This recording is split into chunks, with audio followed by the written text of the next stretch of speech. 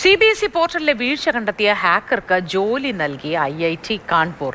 Cyber security ടീമിൽ എഞ്ചിനീയറായാണ് Nisarga അധികാരിയെ IIT നിയമിച്ചത്. വിവരങ്ങളുമായി വിഷ്ണു പ്രസാദ് ദില്ലിയിൽ നിന്നും ചേരുന്നുണ്ട്.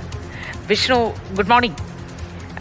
നമ്മളിത് വിദേശ രാജ്യങ്ങളിലൊക്കെ കേട്ടിട്ടുള്ള ഒരു കാര്യമാണ്. ഇത്തരത്തിൽ ചില സംഭവങ്ങളിൽ നിർണായക നീക്കം നടത്തുന്നവർക്ക് ജോലി കിട്ടിയെന്നൊക്കെ. പക്ഷേ ഇന്ത്യയിൽ ഇത് വളരെ അപൂർവമായി മാത്രം സംഭവിക്കുന്നതാണെന്ന് തോന്നുന്നു. എന്താണ് വിവരങ്ങൾ?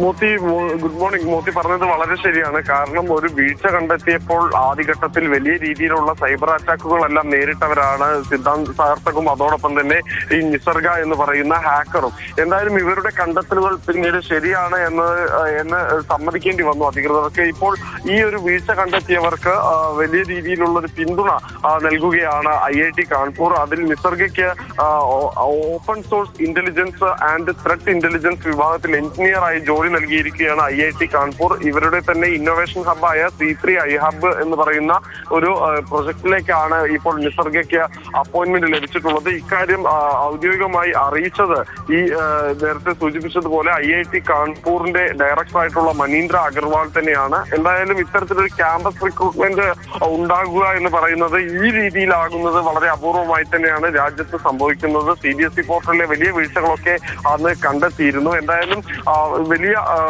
ഒരു നല്ല ഒരു പോസ്റ്റിലേക്ക് തന്നെ നിസർഗയ്ക്ക് ഇപ്പോൾ നിയമനം ലഭിക്കുന്നുണ്ട്.